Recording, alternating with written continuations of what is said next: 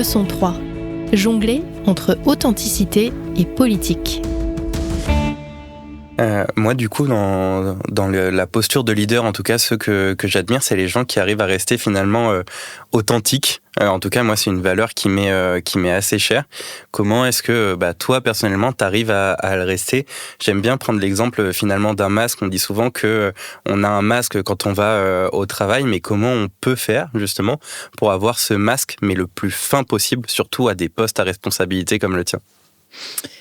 Alors j'aime bien cette idée du masque en effet, parce que évidemment, dans une organisation, il y a des codes, il y a des règles, et donc on a nécessairement son être social et on va dire professionnel qui va jouer.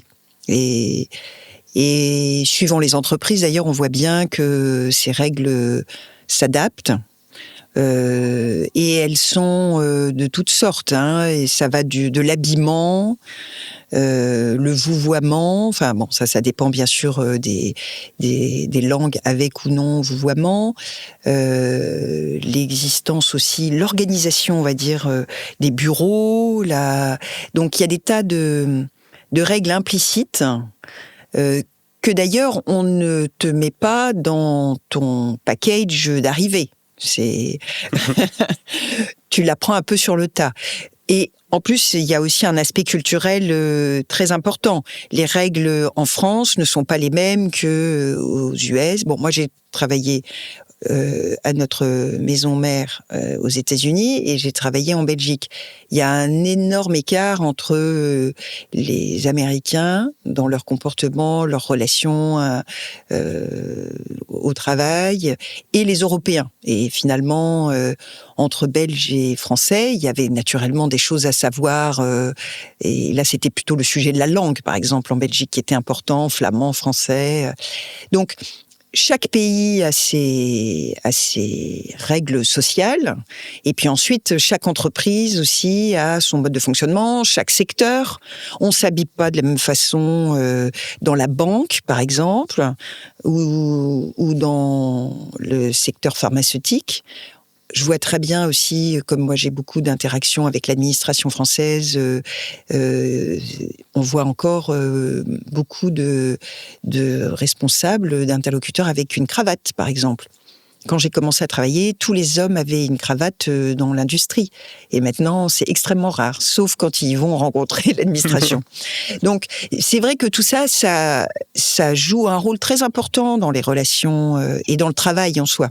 Donc, il faut en avoir conscience. Il faut respecter un minimum ces règles. Je pense que on peut pas, mais c'est comme dans toute organisation humaine, hein, qu'elle soit professionnelle ou pas. Celui qui vraiment les rejette, il va être rejeté en fait.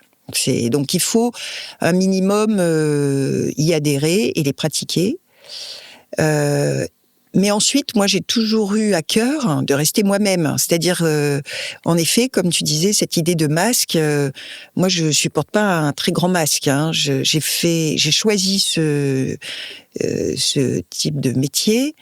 Je n'ai jamais envisagé d'être une actrice. Je n'aime pas jouer un autre rôle. Et j'adore aller au théâtre, hein, mais j'ai envie d'être moi-même.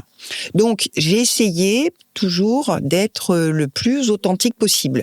Et globalement, je peux dire que ça m'a plutôt réussi, mais je peux dire que ça m'a apporté aussi des fois préjudice parce que j'avais tendance, par exemple, à dire ce que je pensais. Alors, j'essayais de le dire de la façon la plus courtoise possible, la plus factuelle, etc. Mais je considérais que c'était mon devoir et c'était aussi une preuve d'estime pour les gens de dire ce que je pensais quand il y avait des éléments avec lesquels j'étais pas d'accord. Si je pensais qu'on prenait des mauvaises décisions, je le faisais savoir. Tout le monde n'aime pas ça, hein, ça c'est sûr. Donc c'est vrai que moi j'ai réussi, j'ai toujours eu cette ligne de rester moi-même et voilà, je considère que ça m'a plutôt réussi, on va dire.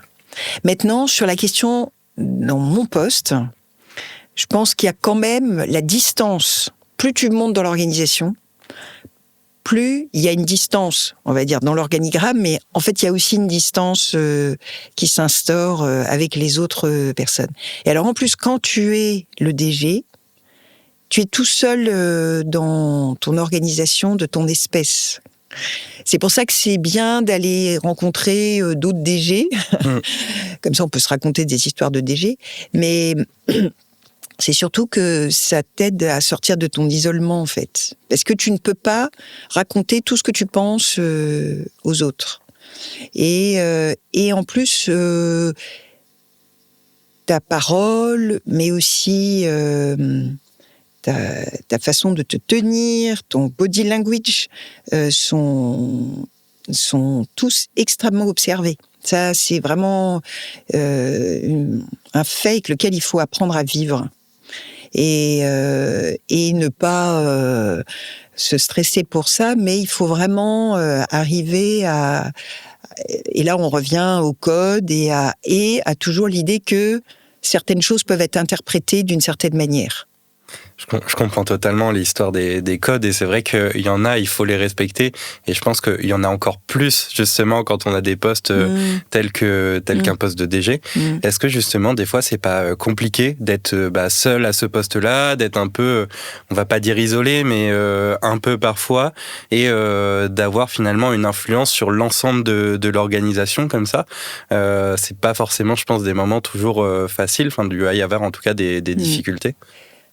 Oui. Ça, je vais pas dire que c'est... Les Américains, ils appellent ça « the walk in the park ». Il y a des moments où on se sent seul et on a un stress lié à ce poids. Alors, surtout quand on doit prendre des décisions difficiles, en fait. Parce que au final, c'est le DG qui prend la décision. Et pour être sûr que c'est la bonne décision, il y a tout un travail avec l'équipe. Mais à la fin, s'il y a vraiment deux options et qu'il y a des plus et des moins des deux côtés, il va falloir que quelqu'un tranche. Donc, évidemment, on prend pas les décisions tout seul, même si moi j'étais DG d'une filiale, donc ça veut dire j'ai un patron qui au-dessus de moi, donc évidemment il est là pour m'aider à prendre la décision. Et puis même le CEO d'un grand groupe, il prend les décisions avec son board. Donc on n'est pas complètement seul, mais en revanche, il y a un isolement lié à la fonction qui fait que c'est cette fonction-là qui va prendre la décision et il faut être conscient de ça, c'est que on va lui reprocher cette décision si elle est mauvaise. Il faut avoir ça en tête depuis le début. Donc il ne faut pas trop élaborer là-dessus. C'est-à-dire que moi j'ai toujours passé beaucoup de temps à bien réfléchir, à bien phosphorer sur la prise de décision et m'assurer que c'était la bonne décision, mais je ne me suis pas du tout focalisée sur qu'est-ce qui va se passer si c'est la mauvaise décision, parce que sinon on fait rien. En fait, il faut arriver à s'éloigner d'une potentielle paralysie si on envisage trop de solutions et trop de scénarios négatifs à son égard à soi, en fait. Voilà. Il faut aussi détacher sa personne de la fonction. Et on revient toujours à la même chose, c'est que il faut bien remplir cette fonction. Et s'il y a des critiques vis-à-vis de cette fonction, c'est pas des critiques vis-à-vis de la personne, c'est vis-à-vis de la fonction. Et ça, donc, pour moi, c'est très important de prendre la meilleure décision possible, en l'état actuel aussi des éléments dont on dispose. Parce que c'est très facile pour tout le monde de revisiter les décisions à distance, une fois qu'un certain nombre d'éléments se sont produits. Mais en fait, les vraies décisions, elles se prennent avec toujours des incertitudes. Sinon, il suffira d'aller chercher ChatGPT. Mais à ma connaissance aujourd'hui, ChatGPT n'est pas du tout adapté pour prendre des décisions dans un environnement incertain. Oui, je comprends totalement. Et du coup, sur des postes comme ça, on parle beaucoup justement de la fonction. Peut y avoir potentiellement des écarts entre tes valeurs personnelles et la fonction que tu occupes.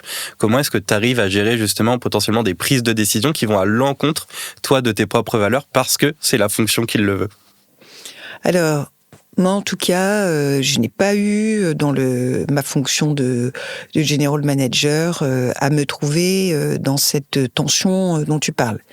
Si vraiment mes valeurs n'avaient pas été respectées, je pense que ça aurait été une source de tension telle que ça aurait peut-être conduit à une séparation, soyons clairs.